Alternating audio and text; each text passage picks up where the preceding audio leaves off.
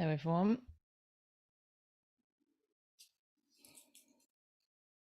Hey, everyone. Welcome to Thursday Tea Time Live.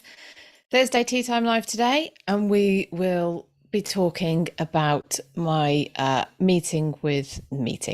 I got to meet Dan Jones. I've just interviewed Helen Carr. I'll be talking about that. I have an announcement about the Stuart Summit, an extra speaker who you'll be very excited to hear about. The Anne Boleyn Cup, I wanted to chat to you about as well. And also I went to another sort of local museum and I wanted to talk about what I found there, but also just that these are worthy places to go to, not just because of the effort that people put in, but because of what you can find there. So give me a thumbs up, let me know, or heart if you're on Instagram, a thumbs up if you're on YouTube. I'm streaming live to both. Let me know if you can hear me okay, because I do have my little makeshift mic setup going. Good, I can see some hearts coming up. Good, cool. So everyone seems to be able to hear me. Fabulous. So remember, on YouTube, you can show your support by giving me a badge, and also now badges on Instagram. If you want to help me out and show your support, that would be great. And maybe I can get myself a microphone that I don't have to attach to my other microphone with a hairband. That would be great, I think. So let's get on to today.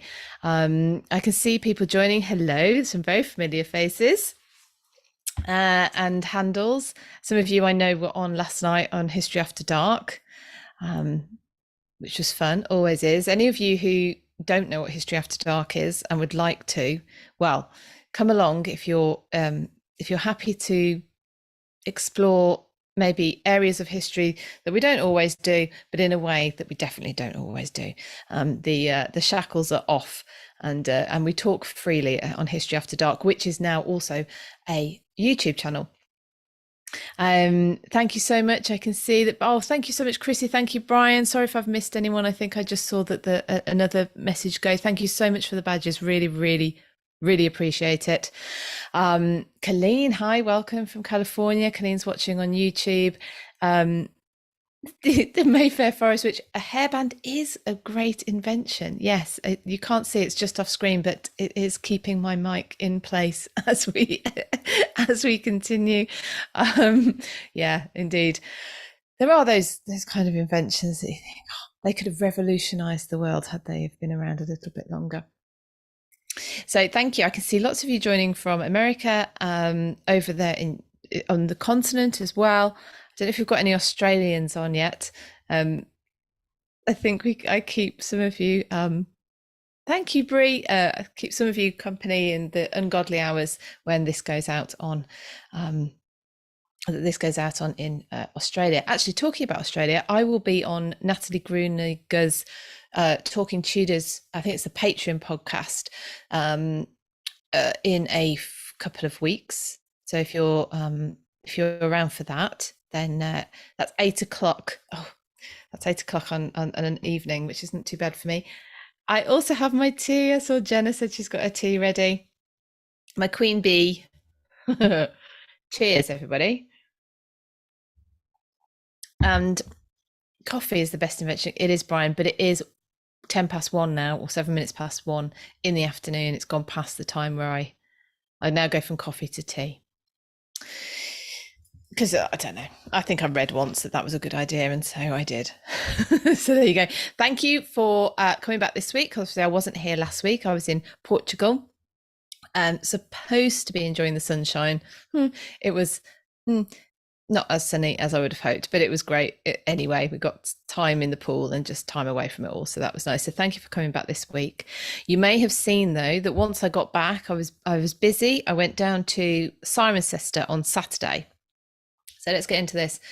I went ostensibly to the Windstone Talk, which is part the Windstone Trust puts on a talk every year, and it is Mayfair, which 9 p.m. in Perth. No, not so ungodly then. That's not too bad. That's not too bad. And our hour has changed as well, hasn't it? So that's probably impacted all of you as well. So I went down to Cirencester for this Windstone Talk. The Windstone Talk, like I say, takes part annually. It's tagged onto the Gloucester History Festival. Usually at the end, at the Gloucester History Festival, was cancelled this year due to the Queen. It completely coincided with the Queen's death, and so they're doing a mini one in the spring. And it happens every year, 6 a.m. Ooh, good morning, good morning. Oh, you got me in your ear right away. Good. I think I put full fat milk in my tea. That does not work. So I went down to Cirencester, St John the Baptist Church. It's a place, Cirencester, that I want to go back to and have more of an explore. There was a huge abbey there, which I know very little about, I will admit, and the church. So the church, some of it dates back to the 12th century, some of it to the 13th. You've got quite a large expansion in the 1450s. And there's evidence of Tudor work there as well, but the font there, I don't know if any of you saw my story on Instagram. I think I have to put it on the reel as well. If I haven't, I will. 1450 font, not font, excuse me, pulpit, and it's a rare survivor. In fact, I'm going to look out now to see if I see these anywhere else. It's made of stone. They call it a wine glass design, presumably because of the shape of the kind of cutouts, windows, if you can call them that in a pulpit.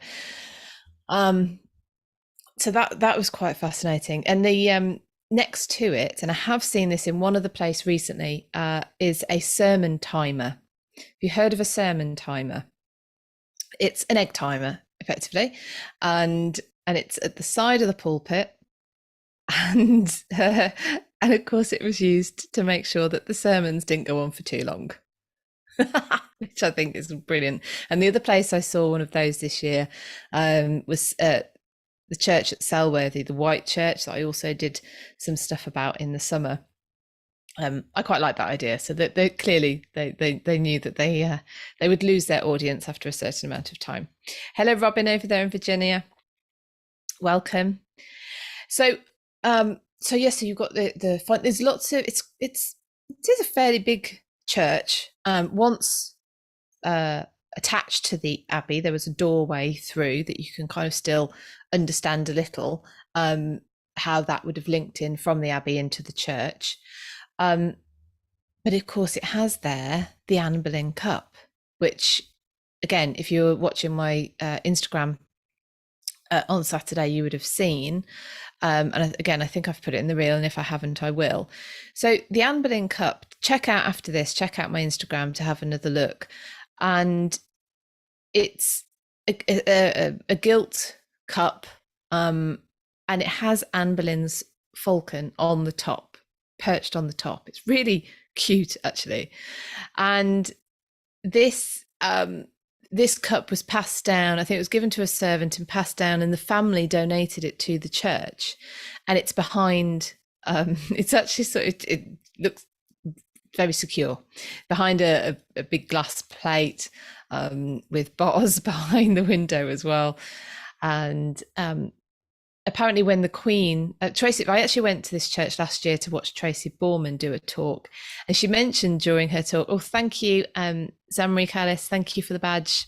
Anyone who wants to support me, please feel free. Please do buy me a badge. I know I will put it to good causes, my own, but good. And she mentioned during her talk, this was just around the time that her Crown and Sceptre book was coming out, of course they'd shown around the church as well with speaking there. And she mentioned that the Queen had visited the church at some point during her life, of course, and had been shown this cup, obviously told its provenance and importance, and just comments, oh, I've got one of those. And there was another one apparently in the royal collection.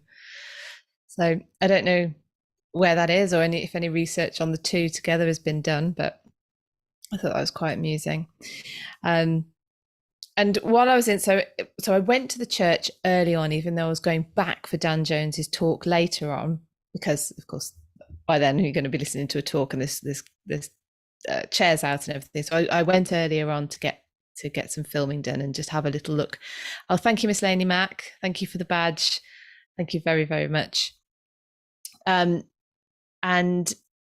took some footage and stuff. But that left me with a bit of time to kill while I was in Cirencester. Dan's talk was in the evening.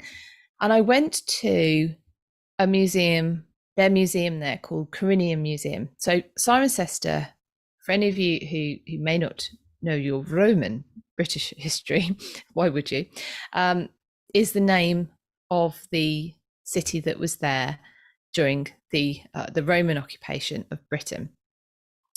And you can get from the name Cirencester, the Cester bit, you know that there's a Roman town roots if you have anywhere with a Cester, and or Chester. And Carinium, so Carinium is the name of the city. It was the second largest city of Roman Britain. I hadn't realised this. It had between 80 to 20,000 occupants, population size. That is about the same as it has today. So it was a big place.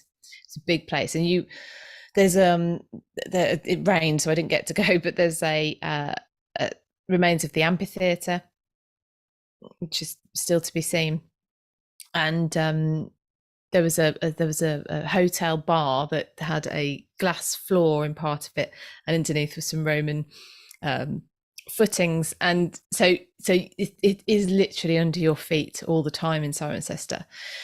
But so their Carinium Museum focuses a lot on the Roman history of the area and of the city, of course, which is why I know it had a population of between 18 to 20,000. So I can get on to what I said in the outset of this, which is how important, interesting, and worth visiting local museums are. So this, it actually, interestingly, had a travelling exhibition there as well, which is talking about gladiators skeletons that had been found outside of York, and it must be a travelling exhibition, and it's going around, of which they warned me over and over again, and I heard them warning other people over and over again that there were human remains in this exhibition. Fair enough, but there were human remains in the rest of the museum that they didn't mention anyway. And they cover the Roman history a lot. Now, if you are interested in Roman history, especially the like mosaics and frescoes, they have a huge number of examples. Obviously they're not in situ, but they were found in the city, in the town. Is it a city or town now? And transported into the museum and displayed. And I'll share some of those after this, actually, and just to show you why I'm waxing lyrical about them, because they're really large, they're really quite complete. Even the frescoes, which you would think, because they're not wall paintings, and I'll get onto why that is in a moment, you think perhaps they would have faded a lot more. We're talking about things that are 2,000 years ish old. And the mosaics are beautiful and the frescoes are beautiful. The reason a fresco, now maybe somebody much more technically minded or can tell me if I'm wrong on this, but a fresco basically is created, so the pattern or the painting, as we would, or as me as a layperson would describe it, is put into the plaster while the plaster is wet, and therefore when the plaster dries, it is embedded in that plaster. And maybe is that why the colours seem to last so long?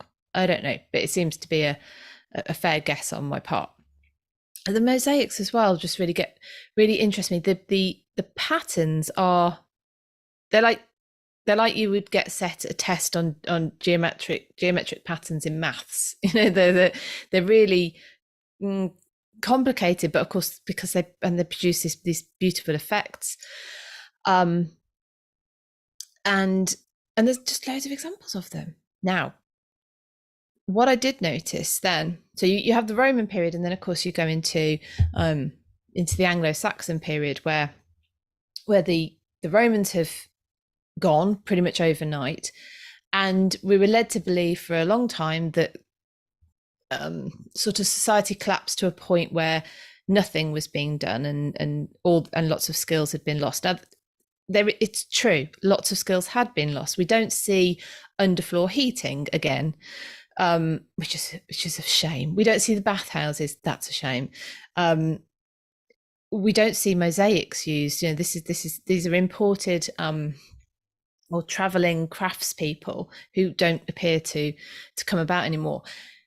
But what I noticed going through from the Roman part of the museum into, because they set it out chronologically, into the Anglo-Saxon, which by the way is where the human remains are that I was talking about, because they have Anglo-Saxon burials. That was really fascinating as well.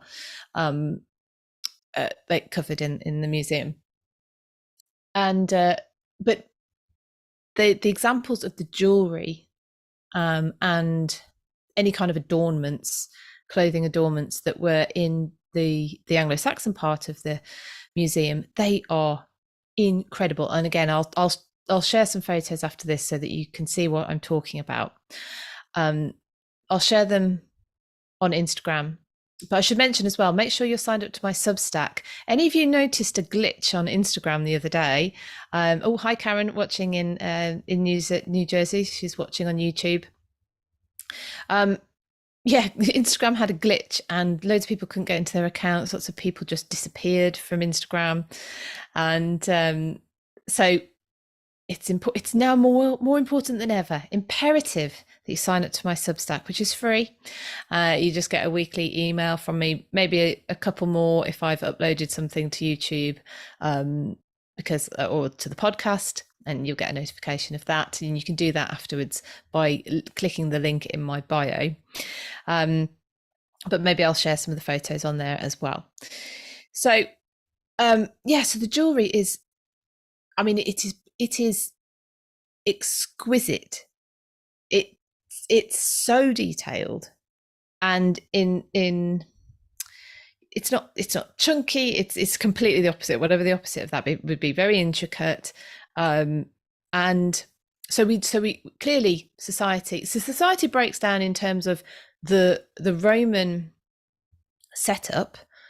I mean, has there ever been anyone more organized than the Romans? I don't know, but I admire that level of organization, I have to say. And then that sort of thing falls apart. But clearly there was lots of ability left. And the jewelry is a very large example of that. Excuse me. And then I followed on to the museum. There's lots in there, but again, this is just another example of why it's always worth going and having a little look around. And they had a seal. I did share this the other day on Instagram, a seal of Mary I and Philip, who became Philip II of Spain. So they had this example of a seal, which is slightly different to the other one. I then looked it up online. They're slightly different to the ones that I saw online. But interestingly and notably, should I say, Mary is always depicted on the right of Philip. Now that had, up until Mary was queen, it was always a man, the husband, on the right, because the husband would have been the monarch. And of course, in order for Mary to marry Philip, there had to be a marriage treaty, of which Mary had a hand in creating, which said that she was in charge, he was not. And so that natural order of husband over wife would not apply in terms of ruling the country.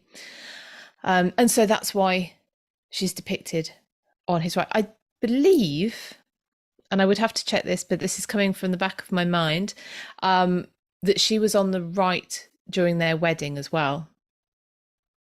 So we think the man's always stood on the right and the lady always on the left. I think she stood on the right, but maybe don't take my word for that. Maybe we have to check that. I'll mention now, that happened at Winchester Cathedral, Mary and Philip's wedding. And we're talking about Winchester next Friday. So not tomorrow, next Friday, on Visiting Tudor Britain. And it's I'm sure we'll definitely will be covering the cathedral. There's no Visiting Tudor Britain tomorrow, unfortunately. A couple of us have got family engagements that mean we can't do it, but we will be back next week doing Winchester. Mayfair Forest Witch, just for anyone interested, she's moved over to YouTube, and I sound better on YouTube. I think I look better on YouTube as well, because I've got the filter on. The wipe away the years filter. That's not what it's called, but they could call it that. Hello, John, over there in Iowa. Welcome. So going through this, local museum, and there's all these sorts of finds. Now I'm going to another one in the next few weeks that I will tell you. I'm not going to tell you about it before. Well, I could tell you about it before, but I can't remember the name of it. It's in Wiltshire, and it might just be called the Wiltshire Museum. I can't remember, but anyway, I'm going to try and get there in a couple of weeks' time, because that when I last went there, that was a proper Victorian style museum with all the cases. And hidden away in there, just a piece. It has go a step back. It has a lot of the finds from Stonehenge in this museum. I think it's called the Wiltshire Museum, but I would have to check.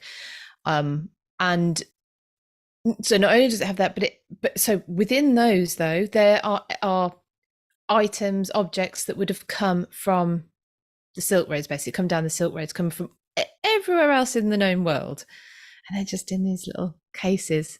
You have to read the label and go, oh, that's fairly significant. So, and also there's a museum that Sarah, the Tudor travel guide, put me onto. It's called the Garden Museum. It's in Stroud, and it has the mace that Henry VIII would have been presented with when he visited Berkeley as part of the 1535 progress, probably. And it's sort of a ceremonial kind of, oh, the king's here you are, have all the rights back to your lands. You're here, you're in charge. I will, I just look after it while you're not here. But it's a ceremony. Of course, the mace gets given back during that, and Henry goes on his merry way. And that mace is in this little museum in Stroud, and I've shared that as well on my Instagram. If you have a little look back through the last few posts, it's probably a few weeks ago now, but you'll be able to see that mace as well. It's not what I expected. Mace is now sort of, you've got a big, if you've ever seen the one that's in the House of Commons, is it the House of Commons or the House of Lords? Anyway, they're big. This is not, it's more like a staff. So let me talk to you about History After Dark, because Marie has asked about some of the things that are going on with that, and then I will get on to my big announcement about the Stuart Summit as well. Before I do, if you want to support me, you can buy me badges on Instagram. You can do something on YouTube. I can't remember what it is, but I think you can plug some money in with your comment. It's much appreciated, and it will be going toward I think I might go for Bluetooth microphone, not sure, but anyway, I need some equipment, so your support is gratefully received. So History After Dark is on a Wednesday night. We had History After Dark last night. It's myself, Katrina Marchant, who does Reading the Past, got a really successful channel on YouTube, and Catherine Brooks, not just the Tudor Tracker, on Instagram, and we all get together and chat history. And last night it was what we wish we knew in history, with sort of the tagline, but we also know that we probably will never know. Because it's generally history that was the lower sort of classes, lower echelons, or maybe the more mundane things in life that people wouldn't have written down. We'd started off with a conversation about toilets, and did people really go all along one bench at the same time with no partitions. And then we started musing about whether there could have been partitions made of wood or something that haven't survived. Anyway, etc. So that's how that topic came about. But we've also on History After Dark started to stream to YouTube as well. So we're doing both. To answer your question, Marie, we are really enjoyed it. We streamed to both. So for now, we will be doing both YouTube and Instagram. And History After Dark also has its own Substack, which you can subscribe to get links to what we've been up to, what we're going to be getting up to. We have a guest on History After Dark in a few weeks' time. We're going to try and get a guest in a month. So we have our next one lined up. Gareth Russell is coming to speak to the girls about his new book. Thank you very much, Ursula. I look even better on YouTube then. You're very kind. So History After Dark, yeah. So that's and we've actually got all our we're talking about the Glorious Revolution next week. We've got all our topics set out. Check us out. It's because we got together on Tuesday at my house and with some colourful Sharpies and made some plans. So it all went very well. This morning, let me tell you, I have been talking to, I will get on to my announcement soon, but I want to tell you this before I won't forget, but I want to tell you this. I've been speaking to Helen Carr this morning. So I've been interviewing her. My patrons will know this because I already asked them for questions for Helen. Helen's written this book, if I can grab it, The Red Prince, John of Gaunt, Duke of Lancaster. And so I've interviewed her this morning. I asked patrons to put forward their questions, which they did, which I put to Helen. And that interview will be going live in December. This Sunday, my interview with Kate McCaffrey, who she works at Hever Castle. Many of you may know her. And she did some brilliant research as part of her master's on Anne's Book of Hours. And we sorry, I'm just reading the comments. Michael, no notification on YouTube. How rude. They didn't tell you I was going live. That's rude. Karen says, love History After Dark, great topics and always manage to get a laugh or two. Yes, and all completely sober, which I don't know what would happen if we had a drink as well. Marie put forward questions. No, so Marie's saying it was difficult actually for patrons to come up with questions for Helen because John of Gaunt, and this is what I sort of started my interview with Helen about. So I've just jumped back to John of Gaunt, but John of Gaunt is a name we're familiar with. He's the founder, if you like, of the House of Lancaster, which we're familiar with is in the Wars of the Roses. His son is Henry Bolingbroke, who becomes Henry IV. But his son doesn't become king until after, it's the same year, but it's the end of the same year that John dies. His son becomes king. So that isn't even part of his story. But his life is incredible. Honestly, I would really recommend. Oh, it's gone a bit blurry, but if you haven't even thought of reading or researching about John of Gaunt, I promise you will love and enjoy this book. You'll be like, why have I not taken more notice of this bloke before?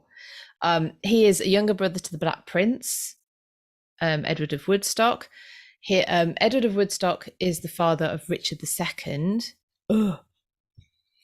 John of Gaunt is the Black Prince's younger brother. He wasn't known as the Black Prince at the time, but he was the one of the Black Prince's younger brothers. But he grew up in the Black Prince's household. So there's a whole story there. Incredibly loyal man, incredibly loyal, very conservative in his views about monarchy. Monarchy is there for a particular purpose, and it is passed from, down a linear line. So we discussed, well, what do you think he would have made of what happened after he dies with his own son, and then of course the Wars of the Roses. How would he have felt about all of that if this sort of idea of monarchy and divine right to rule was quite high in John's list of beliefs? So we discussed all that. Of course, John of Gaunt is married to Blanche of Lancaster. That's how he gets the dukedom of Lancaster. He's married to of Castile. Why can't I think of her name? I can't think of her name. Through which we eventually get Isabella of Castile and Catherine of Aragon. So that's where that comes from. Constance of Castile, excuse me. Yeah.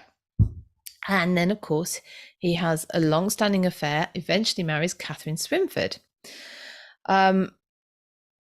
So Marie says, no, the Black Prince I'm more familiar with, not going to lie, as a goth.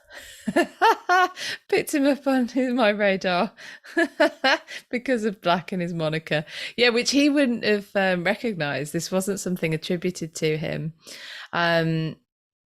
Yeah, John of Gaunt died in 1399. I don't think he was very old, was he? I mean, old enough to have fully grown children, but not old.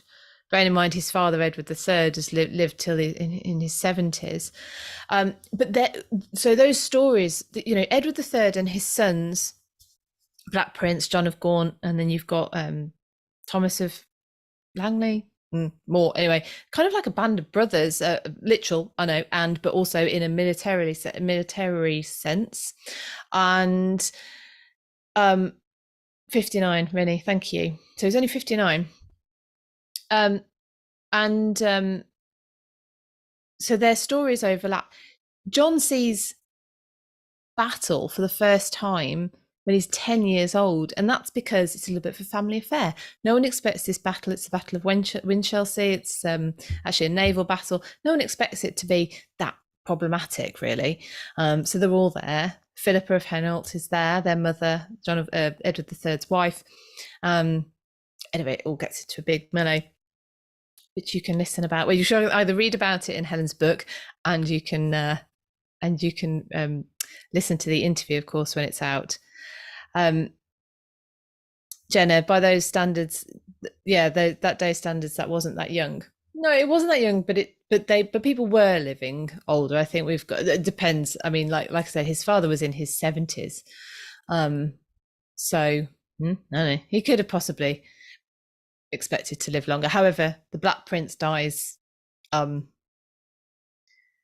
think he just predeceased Edward III. So, but these stories all interlap. You've got the Peasants' Revolt happens during this time. John of Gaunt had his palace was the Palace of Savoy. Any of you have heard of the Savoy Hotel? That's on the same site. It was completely destroyed, or majority destroyed during the Peasants' Revolt. And we go into all this, why he was a particular target, how the attitudes towards him were different in London to everywhere else, which is something I don't think, if you have heard of John, you've probably heard of him as being very ambitious, very power hungry, wanting the crown of England, and we go into that bit of myth busting. I think you'll really enjoy it. I mean, get the book. Helen narrates this on Audible as well. You know what I'm like with Audible. Listen to it and then buy the book anyway. But she narrates it, and it's beautifully narrated. So I was interviewing her this morning. That will go out in December. Thank you to the patrons who put in questions. I know it was difficult because it was a topic that you sort of need to know a little bit about in order to know what questions to ask, but hopefully you'll enjoy the ones I put to Helen anyway. So back to Cirencester, because that kind of brings me nicely back, because Dan is a friend, acquaintance of Helen's, and he reviewed her book. So this is why I was in Cirencester. It was to listen to Dan Jones talk about Edward III and the Cressy campaign. But it wasn't really. It was about, well, it was, but it was about the real history, and how he went about writing his first fiction book, Essex Dogs. So the real history behind it, but also the stories that were being told and how he did that. Now, this is interesting because he's written a fiction book in order to explore the stories of the soldiers involved in the Cressy campaign. Because there are no diaries, there are no accounts of your sort of ordinary everyday soldier during this campaign. And yes, I got to meet him in person. I was very excited. It's really hard when you have a photo taken with someone as well not to go. And I think if you look at the photo I had taken with him, you can see that creeping into my eyes. I nearly lost it. Really nice guy, really interesting hearing him speak about how he put the story together. So if I give you a little bit of an insight into what he said. So Essex Dogs is about 10 soldiers sort of in a group. I don't know what we'd call it now, platoon, I suppose, something like that. And what they went through during the Cressy campaign. And he was talking specifically about them landing on the beaches of France. And the beach that they landed on during the Cressy campaign is close by to those which were landed upon in the D-Day campaign of World War II, of which we do have accounts from the soldiers involved in that. And he was able to use that information, those insights into what soldiers of the Second World War landing on very similar beaches were feeling, and able to weave that into the story of soldiers landing in the 1360s on similar beaches at the beginning of the Cressy campaign. They then just lay siege to everything they find. It's a known method of warfare during that time, where you just destroy everything you come across. You destroy crops, you destroy people, you destroy animals, you destroy everything. And what he's able to do by writing this as a fiction book is explore Michael, probably Bernard Cornwell's books do this as well. I need to pick up more of his. I need to get into some Dan Jones is that, and Tracy Borman, who I'll come on to in a minute, has also they've both convinced me that that reading good historical fiction is really helpful in exploring topics that you just can't do if you've got to stick to a fact. You've got to stick to just the facts. You can't put thoughts in people's heads. You can't put feelings in their body. You can't make them have conversations that haven't been written down. Well, how many of your conversations are written down? Probably if you go to court, or if you ever as unfortunate, or I don't know, or you've written a piece for something, like conversation, these things. So if you're looking at fiction as a historian and you write fiction, you can do these things. And this is what Dan has tried to do with this Essex Dogs book, which is now on my list because I need to get through them. I need to give myself a bit of time. Go to bed an hour earlier. This is always my intention. Actually read for a bit. So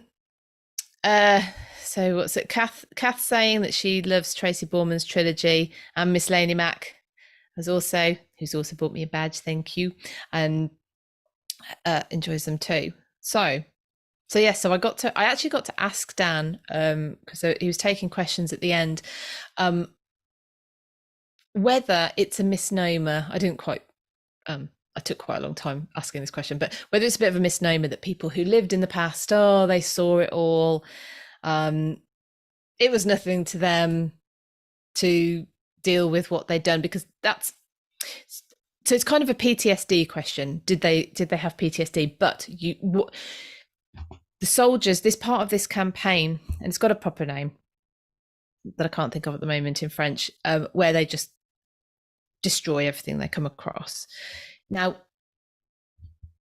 literally everything. So these soldiers would have killed puppies, babies, raped women, killed them, you know, they would have carried, they wouldn't have just seen atrocities, they would have carried those out. And what I was interested in knowing is, did how did that, that might have been something, may have been something they could cope with doing while they're doing it. How did that play on their minds when they're on their own afterwards, and things like that, either during the campaign or once they get home?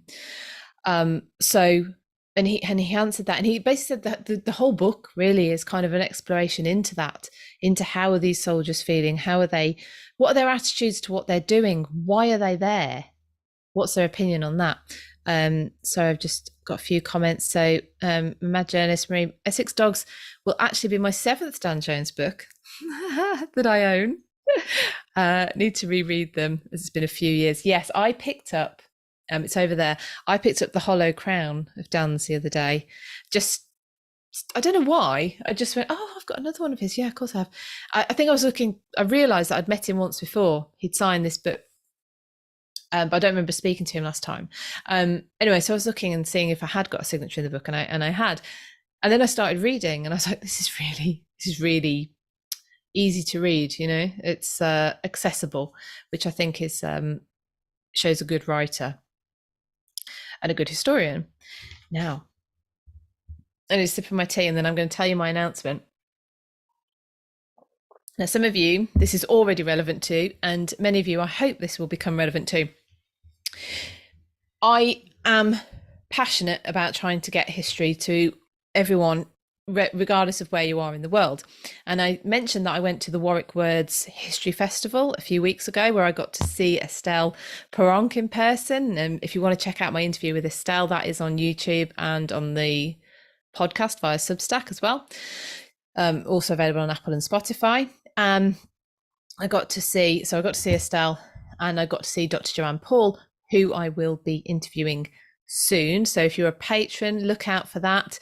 I'm going to be asking you for questions to put to Joanne. Joanne Paul wrote the House of Dudley book, which I discussed a couple of weeks ago, about the House of Dudley. So you've got right through from sort of Edmund Dudley through to Robert Dudley, and I could go into that as a whole different discussion topic now. But if you are Chevauchée, thank you, Mayfair Forest Witch. Yes, Chevauchée is the name of this laying waste to everything.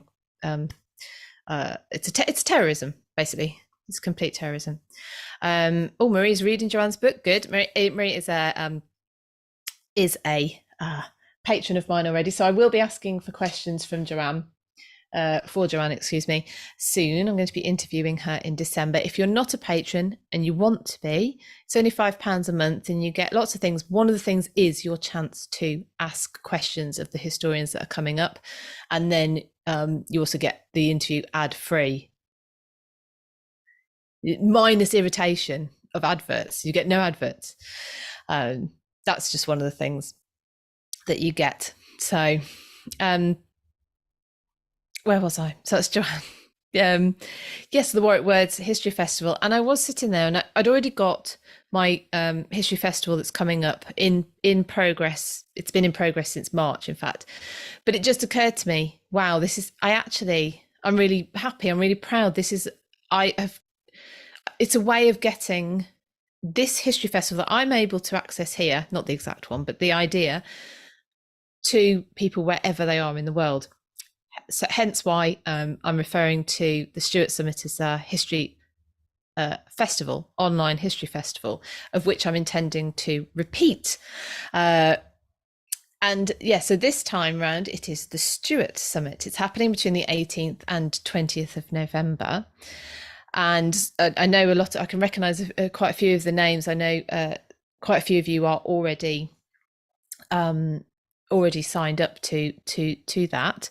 Let me just see here. Jenna says it's a wonderful episode with Estelle about Catherine de Medici. It definitely put her in a different perspective for me. Yes. Oh, thank you, everyone. I can see some nice compliments in the chat.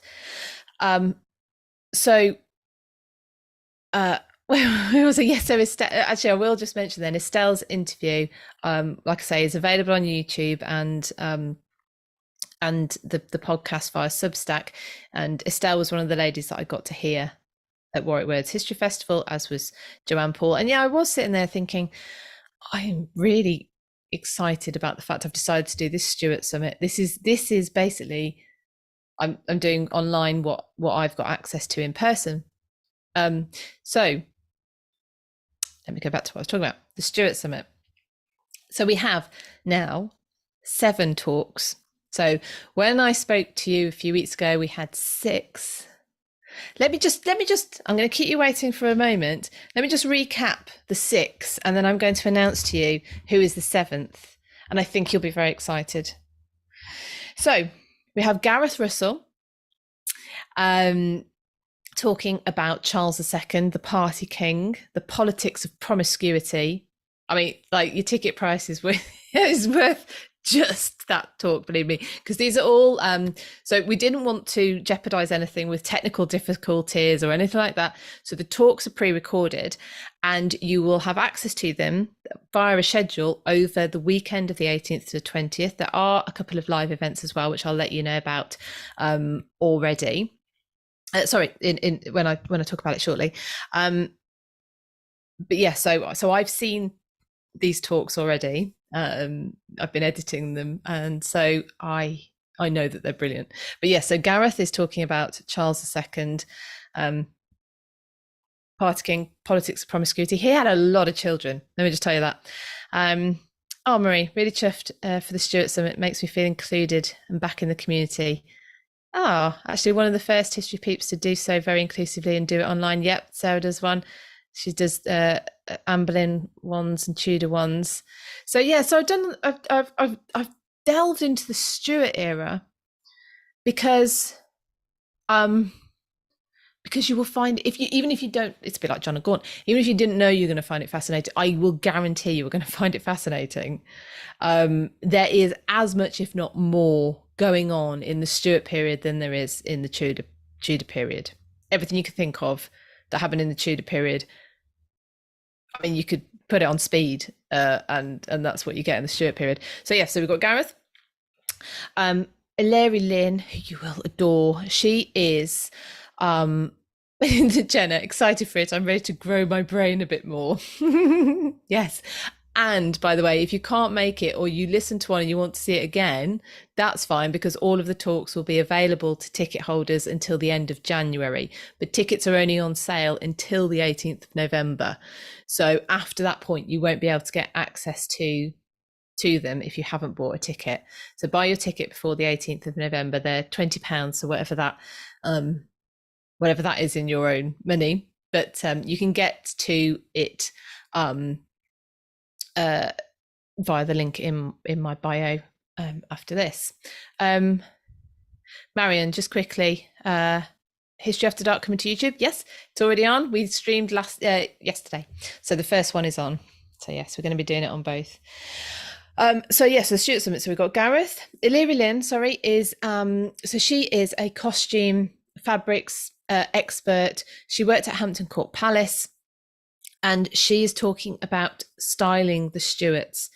And her talk is fascinating. She's sort of segregated it into 2, with talking about how they used clothes to portray particular messages, I suppose, and then literally how you style a Stuart, literally how they would have got dressed, all the different elements of the clothing and everything. So I think you're going to really enjoy that. That's Lynn. So we've got Gareth Russell, Lynn, Cat Marchant, my fellow, don't know, what should we call ourselves on History After Dark?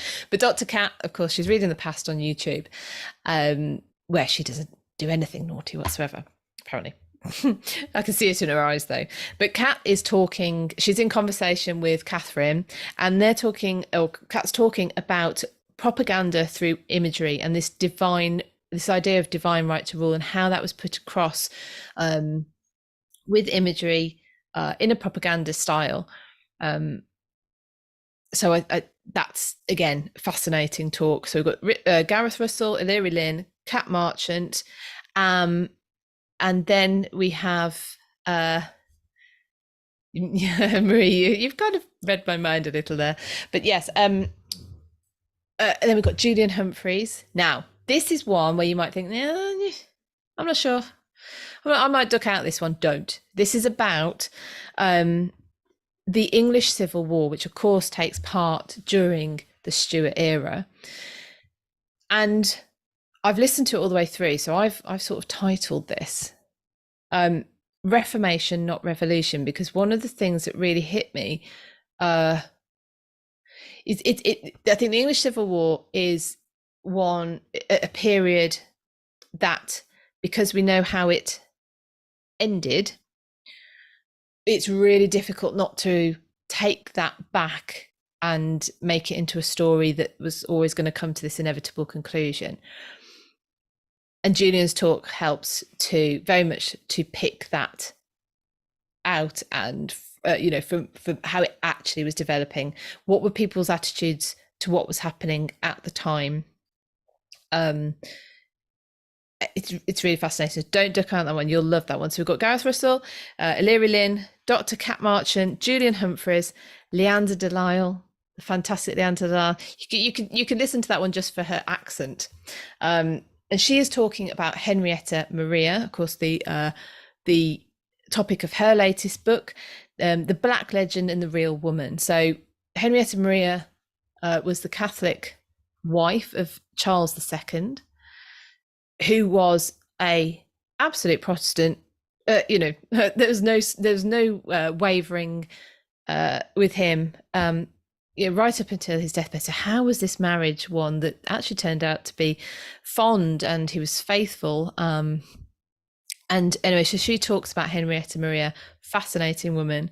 And we have Antonia Keeney. Antonia Keeney is a social historian at Blenheim Palace.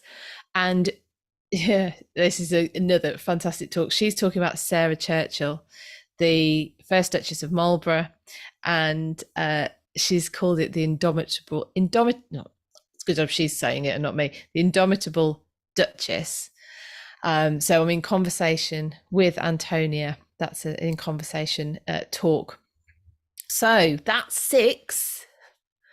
The 7th, and you'll be excited about this based on what we've just talked about. And the 7th is Tracy Borman. Tracy Borman is giving us a talk on James I and the English witch hunts, which of course is the title also of her book on the topic. And again, she's talking a bit like I was referring to with Dan, the real history behind her witches trilogy, which I know a few of you have just had said earlier up in the comments that you've read and really, really enjoy. And her talk is fantastic as well. So like I say, I've seen all the talks already because I've been editing them. And you're really going to enjoy. We tried a breadth of topics, obviously a breadth of chronology as well. So we're going right from James up through to Sarah Churchill, who's of course Queen Anne's favourite. So we're doing all of this. Yeah, Marie, the forever will be the beep who tore down a historical building because she was throwing a strop. Yes, Sarah Churchill. But we actually talk about this is not somebody who you would warm to, but probably if she was around and you weren't involved in whatever she was up to, would have been a fascinating person to watch. She's a fascinating person to listen to, to hear about. So if you want to, please come along. It will be fabulous. I think you'll really, really enjoy it. Oh, I'll tell you about the live events as well in a minute. So we have the 7 talks. So Gareth Russell, Tracy Borman, Illyria Lynn, Dr. Cat Marchant, Julian Humphries, Leander Delisle, and Antonia Keeney. Mayfair Forest Witch, yes, Illyria Lynn, on historical clothing. You're going to enjoy that. The tickets are £20.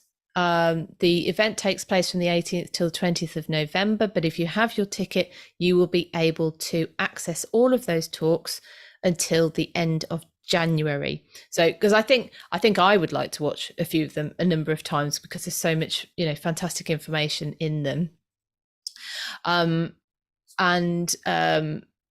So they'll be released over a timetable over that weekend, and you'll be able to get access to them. But once they're released, you'll have the link and you'll be able to access it at your leisure. Now, there are 2 live events as well. Before I get onto that, every ticket holder is entered into a free prize draw. I've listed what the prizes are on the event page. So let me try and remember. There's 2 book bundles. A Amazon voucher an Amazon voucher, which will be an e-voucher, but will get you some a book perhaps that you'll be inspired to read after the talks. And also you may well win your ticket money back. So everyone who's got a ticket will be entered into the free prize draw, and I will let you know how that's going to be drawn in a moment. Let me just have another sip of my tea, which I used the wrong milk in and it's really ruined it. So the first live event is 8 o'clock on the Saturday, and this is a live Q&A panel. Antonia Keeney actually will be on that panel. Possibly Kat Marchant, if she can join us, is intending to join us on that lineup as well. But we also have some people who've written on the Stuarts, and they're going to be available to answer any questions. If you're not going to be around for that, but you would like to put forward a question around the Stuart era, then you can submit them early. You can submit them in advance, and I will let you know how that's going to happen. Marie, 10 p.m. for you. It will last about an hour, so you can get ready for bed, get in your pajamas, and then when it's over, you can just go to sleep. Will that work? So, because Sunday night. So on the Sunday night, this is the final event of the weekend. It's a live event, and it's a bring your own bottle quiz. So, based on the talks which will have gone out over the weekend, we will have a just for fun quiz, where you can join and see what you've learned. And so I think it's going to be fun. It's going to be a lovely, fun end to the weekend, and it's at that point as well that I will do the free prize draw for the prizes. Like I say, there's a couple of book bundles, signed book bundles, and you can win your ticket money back, and you can also win a Amazon book voucher. So that will be the weekend. So I hope you're inspired to come along and join. You've got until the 18th to buy your ticket. I'm hosting, and Catherine Brooks is also with me to do that. So it'll be really fun, and also looking to do another one. I think perhaps the Stuart era will lend itself to much more than this. Than just one event. Jenna's already in her pajamas. It's not a bad thing to be comfortable. You're right. And Marie watches History After Dark in her pajamas. Well, you do know that from waist down, we're already in our pajamas when we're doing History After Dark.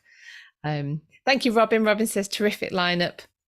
Yeah, thank you. I'm really proud of it. It's going to be fabulous. I would love you to join us for it. And if it's successful, we will be looking at doing more. I'm really passionate about doing these online history festivals so that everyone can access these incredible speakers. I think that's just something I'm really, really, really keen to do. Someone's trying to get me to meet up with them. No. Right, everybody, it has been an hour. Thank you so much for joining me. Like I said, there's no visiting Tudor Britain tomorrow. So the next time I'll see you live is Wednesday for History After Dark at 8:15 p.m. We are discussing the Glorious Revolution, which is also part of the Stuart era. Was it so glorious? We shall see. We shall discuss. Oh, thank you, Tudor Chronicles. Looking forward to the summit. Thank you very much. So you'll see me live again next week on History After Dark at 8:15 on Wednesday night, and of course back here on Thursday at 1 o'clock for Thursday Tea Time Live. And on the Friday we'll be doing Winchester Cathedral with the Visiting Tudor Britain girls. Thank you so much, everybody. I will I don't know if that's come on enough. That's not supposed to do that. It's just disturbed me. Anyway, have a great day, everyone. I'll see you soon.